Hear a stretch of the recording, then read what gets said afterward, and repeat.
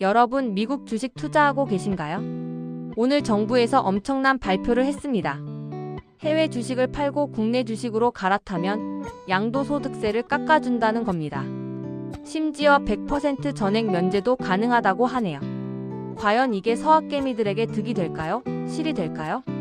지금부터 하나하나 뜯어보겠습니다. 1. 정부 발표 핵심 정리.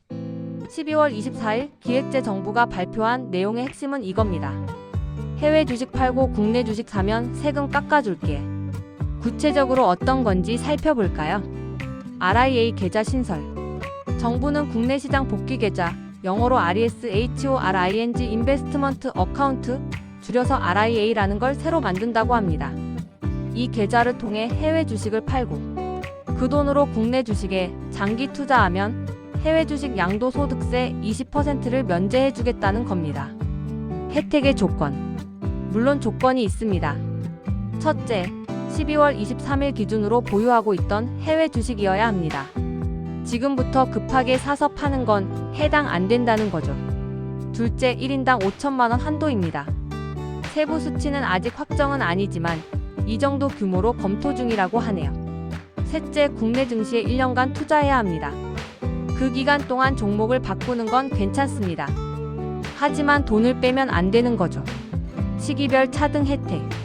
그리고 재미있는 건 언제 복귀하느냐에 따라 감면율이 다릅니다. 2025년 1분기에 복귀하면 100% 감면, 2분기에 복귀하면 80% 감면, 3분기에 복귀하면 50% 감면. 빨리 올수록 혜택이 크다는 겁니다. 정부 입장에서는 빨리 효과를 보고 싶은 거겠죠. 이 정부는 왜 이런 정책을 내놨을까? 그럼 정부는 대체 왜 이런 정책을 들고 나온 걸까요? 원달러 환율 안정화. 첫 번째 목적은 환율 안정입니다. 최근 원달러 환율이 계속 오르고 있죠. 1,400원을 넘나드는 상황입니다. 개인 투자자들이 미국 주식을 사려면 달러가 필요하니까 달러 수요가 늘어나고 환율이 오르는 겁니다. 기재부 최지영 관리관은 이렇게 설명했습니다. 2020년 이전에는 전체 내국인 해외 투자에서 개인 비중이 10% 미만이었는데 지금은 30%를 넘어섰다고요. 서학개미가 엄청나게 늘어난 겁니다. 이들이 국내로 복귀하면 달러 공급이 늘어나고 환율 안정에 도움이 된다는 논리입니다. 국내 증시 활성화. 두 번째 목적은 국내 증시 살리기입니다. 요즘 국내 증시가 힘이 없죠. 코스피는 2,400선에서 맴돌고 개인 투자자들은 미국 주식으로 자꾸 빠져나가고 있습니다. 정부 입장에서는 이게 마음에 안 드는 겁니다. 제발 국내 주식 좀 사달라는 메시지를 강하게 보내는 거죠. 3. 추가 지원 방안들. 정부는 여기서 그치지 않고 추가 방안도 내놨습니다. 환해지 상품 출시. 주요 증권사들을 통해 개인 투자자용 선물한 매도 상품을 출시한다고 합니다. 쉽게 말하면 미국 주식은 그대로 갖고 있으면서 환율 변동 위험만 해지할 수 있게 해주겠다는 겁니다. 예를 들어볼까요? 지금 환율이 1,400원이라고 칩시다.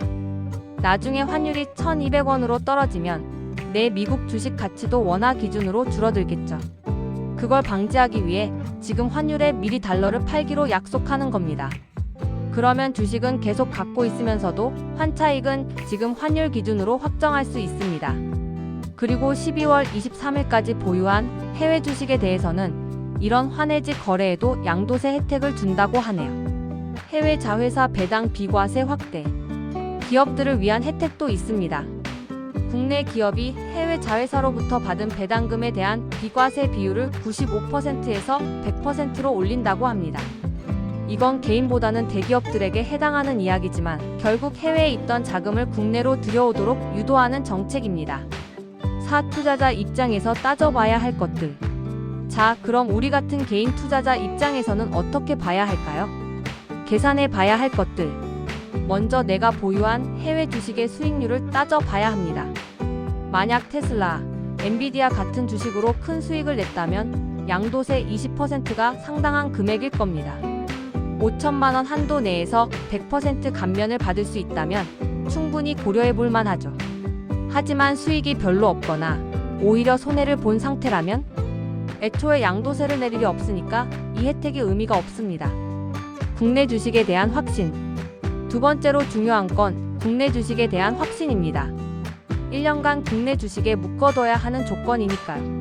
그 기간 동안 미국 주식이 더 오르고 국내 주식이 부진하면 세금 혜택보다 기회비용이 더 클 수 있습니다. 지금 미국 증시는 S&P 500이 사상 최고치를 경신하고 있고 AI 관련 주식들이 계속 강세입니다. 반면 국내 증시는 밸류업 정책에도 불구하고 반응이 시원찮죠. 환율 전망. 세 번째는 환율입니다. 지금 환율이 높은 상황에서 미국 주식을 팔면 환차익은 얻을 수 있습니다. 하지만 앞으로 환율이 더 오를 거라고 생각한다면 지금 파는 게 꼭 유리한 건 아니겠죠. 반대로 환율이 앞으로 떨어질 거라고 본다면 지금 높을 때 정리하는 게 나을 수 있습니다. 5. 전문가들의 의견. 이 정책에 대해 전문가들은 어떻게 보고 있을까요? 긍정적 시각. 일부에서는 단기적으로 환율 안정에 도움이 될 수 있다고 봅니다. 특히 1분기 100% 감면 혜택을 노리고 움직이는 자금이 있다면 초반에 어느 정도 효과가 나타날 수 있다는 겁니다. 회의적 시각. 하지만 회의적인 시각도 많습니다. 첫째, 개인 투자자들이 세금 혜택 하나 때문에 투자 전략을 완전히 바꿀까? 대부분의 투자자들은 수익률을 가장 중요하게 생각하니까 국내 증시에 대한 매력이 없으면 움직이지 않을 거라는 겁니다. 둘째, 5천만 원 한도가 과연 충분할까? 큰 손들은 억 단위, 심지어 10억 단위로 투자하는 경우도 있는데 5천만 원 한도로는 크게 와닿지 않을 수 있습니다. 셋째, 1년 후에는 어떻게 되는가? 1년 의무 보유 기간이 끝나면 다시 미국 주식으로 돌아갈 가능성이 큽니다. 근본적인 해결책이 아니라는 거죠. 6. 시장에 미칠 영향. 그럼 이 정책이 실제로 시행되면 시장에 어떤 영향을 미칠까요? 단기적 영향. 단기적으로는 1분기에 어느 정도 자금 이동이 있을 겁니다.